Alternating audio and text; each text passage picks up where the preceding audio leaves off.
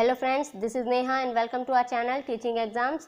Friends, इस video में हम बात करेंगे CTET 2012 के इंग्लिश के 15 क्वेश्चंस की, जो कि होंगे पेडागोजी से रिलेटेड। तो चलिए शुरू करते हैं अपने पहले क्वेश्चन से।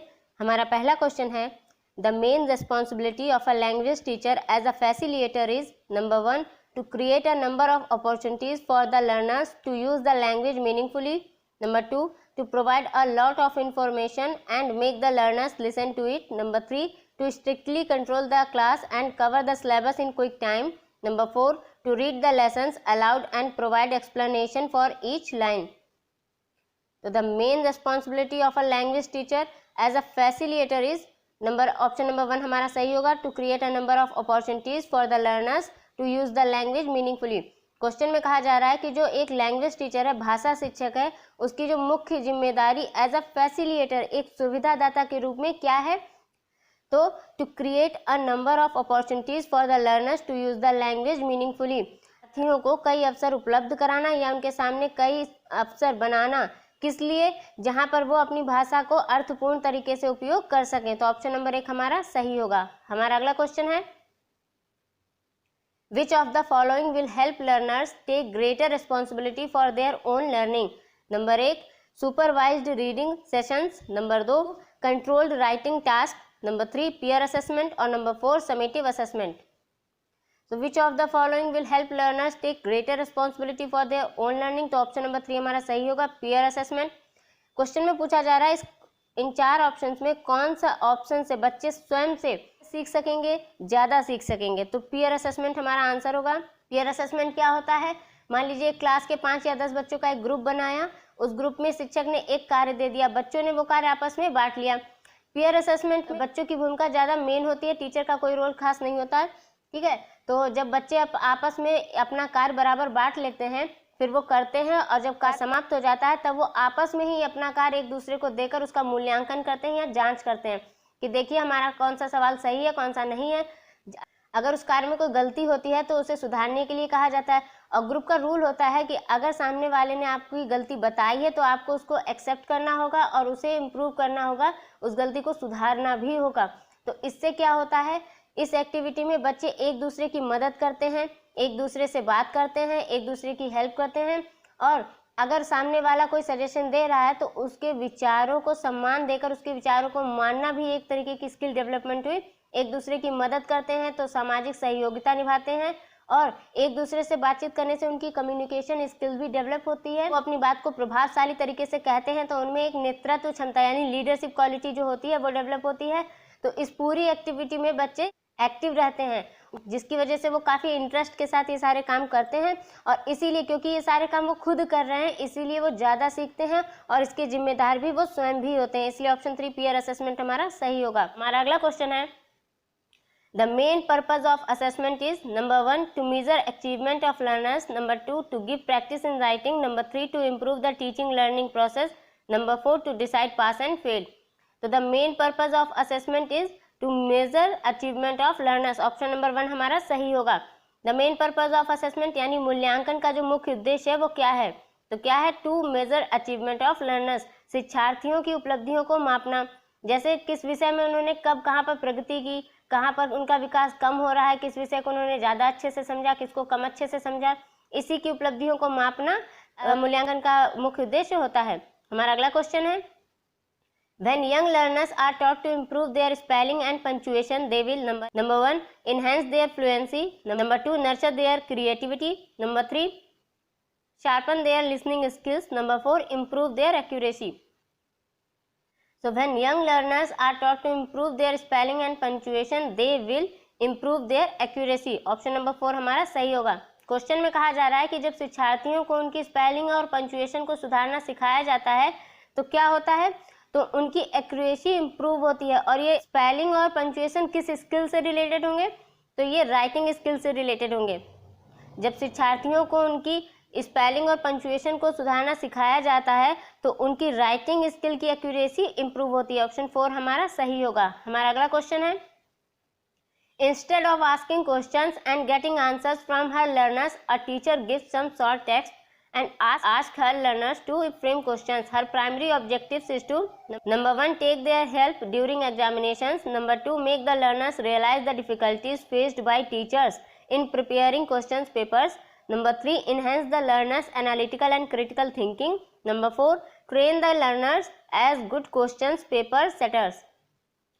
Instead of asking questions and getting answers from her learners, यानी क्वेश्चन पूछना और जवाब पाने के बजाय a teacher gives some short text, एक टीचर कुछ छोटे पाठ देता है and ask her learners to frame questions, और क्वेश्चन पूछता है, तो her primary objectives is to, उनका प्राथमिक उद्देश्य क्या होगा, तो ऑप्शन 3 हमारा सही होगा, enhance the learners analytical and critical thinking. तो पहले एक छोटे से पाठ को देकर फिर उसमें से क्वेश्चन पूछना शिक्षार्थियों की एनालिटिकल और क्रिटिकल थिंकिंग को इनहेंस करना होता है, यानी कि एक छोटा सा पाठ दे दिया या कुछ छोटा सा टेक्स्ट या पैसेज टाइप का दे दिया, फिर उसमें से क्वेश्चन पूछना बच्चों की एनालिटिकल थिंकिंग और क्रिटिकल थिंकिंग को इनहेंस करना होता है, यानी कि उनकी जो विश्लेषणात्मक चिंतन होता है, उनकी जो गहन सोच है उसको बढ़ावा देना उनका प्राथमिक उद्देश्य होता है। ऑप्शन 3 हमारा सही होगा। हमारा अगला क्वेश्चन है, reading between the lines as a sub skill of reading mainly involves number 1 understanding the stated facts, number 2 giving sufficient space between lines, number 3 inferring the unstated using the contextual and verbal clues, number 4 identifying the grammatical item. Reading between the lines as a sub skill of reading mainly involves inferring the unstated using the contextual and verbal clues. Option 3 हमारा सही होगा। लाइनों के बीच पढ़ना एक उपकौशल होता है पढ़ने से संबंधित, मतलब एक सेंटेंस दे दिया जाता है लेकिन उस सेंटेंस या उन शब्दों से वाक्य का पूरा अर्थ नहीं निकलता है, हमें उसका भावार्थ निकालना होता है उस सेंटेंस का पूरा अर्थ जानने के लिए। तो ये जो स्किल होती है, ये जो सब स्किल होती है, ये रीडिंग की ही होती है। Inferring the unstated using the contextual and verbal clues, verbal clues यानी मौखिक सुराग कह लीजिए, ठीक है। इसके द्वारा जैसे एक क्लू मिल जाता है जिससे हम पूरा अपना भावार्थ निकालते हैं, छिपे हुए अर्थ जिनको कह सकते हैं। तो ऑप्शन 3 हमारा सही होगा। हमारा अगला क्वेश्चन है, substitution table drill helps teachers in number 1 developing free writing skills, number 2 improving the fluency of learners, number 3 evaluating the listening skills, number 4 giving controlled language practice.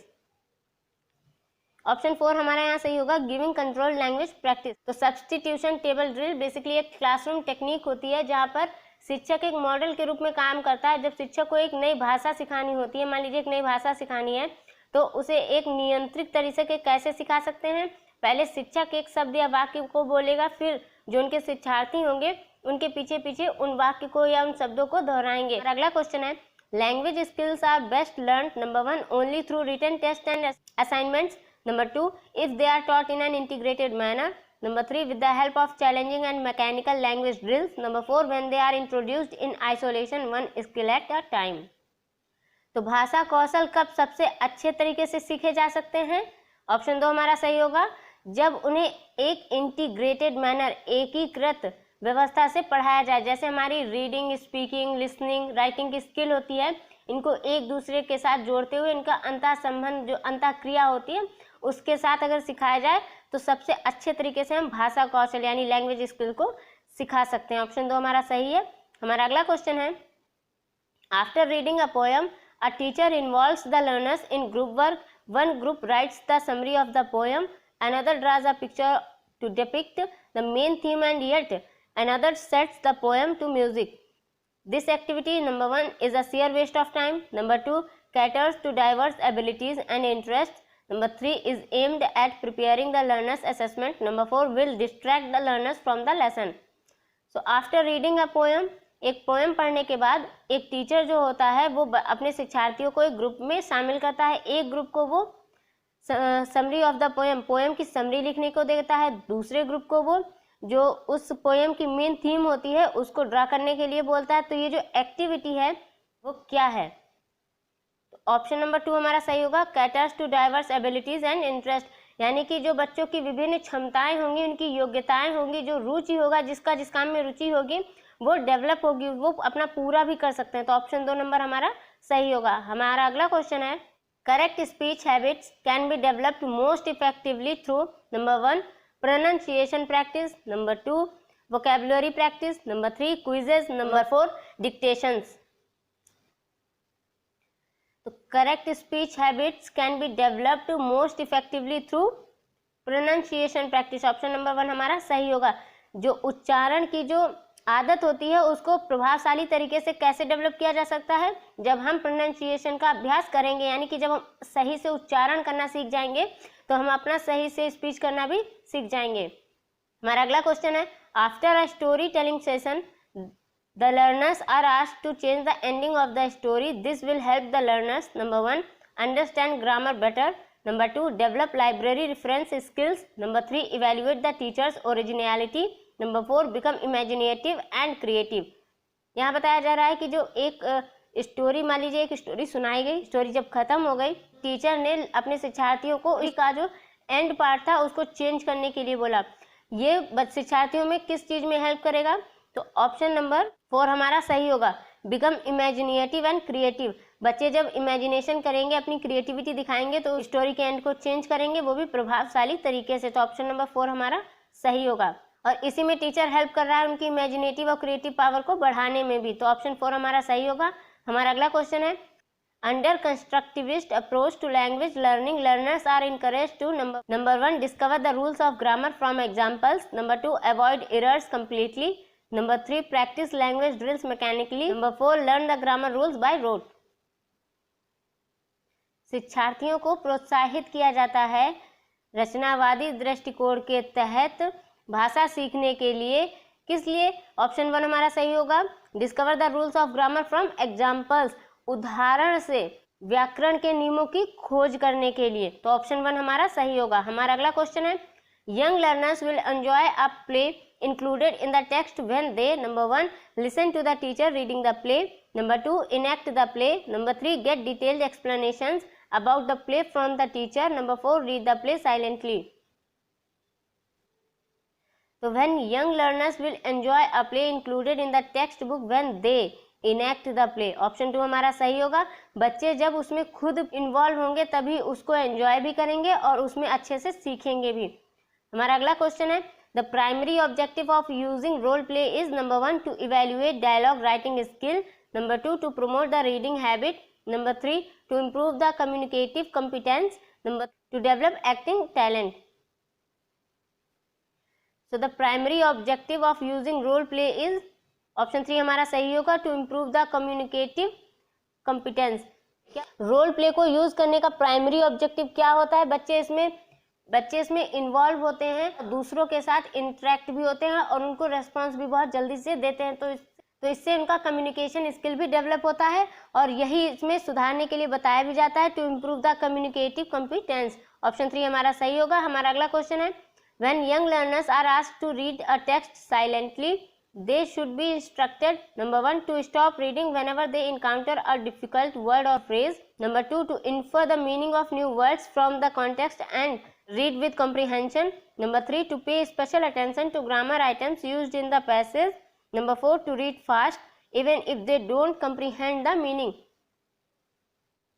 Option 2 हमारा सही होगा, to infer the meaning of new words from the context and read with comprehension. जब शिक्षार्थियों को चुपचाप बैठकर पढ़ने के लिए बताया जाता है, उन्हें इस चीज़ के लिए निर्देश देने भी चाहिए। इससे क्या होता है, जब बच्चे शांत होकर चुपचाप बैठते हैं तो उनका कंसंट्रेशन पूरा अपने पाठ पर होता है, अपने लेसन पर होता है, उनका फोकस और उनका कंसंट्रेशन ये डेवलप होता है। रीड विद कम्प्रीहेंशन, वो समझ के साथ पढ़ पाते हैं और जब उनको उस पैसेज से या लेसन से रिलेटेड जब न्यू वर्ड्स मिलते हैं उनका वो मीनिंग निकालते हैं, इससे मीनिंग पावर भी स्ट्रांग होता है। तो ऑप्शन 2 हमारा सही होगा। तो ये थे 15 क्वेश्चंस इंग्लिश पेडागोजी के। होपफुली फ्रेंड्स आपको ये वीडियो अच्छा लगा होगा और अगर आपको यह वीडियो अच्छा लगे तो मेक श्योर मेरे चैनल को सब्सक्राइब करें, वीडियो को लाइक करें और बेल बटन को प्रेस करना ना भूलें ताकि मेरी नई वीडियोस की नोटिफिकेशन आप तक पहुंच सके। Till then bye, take care and thank you for watching.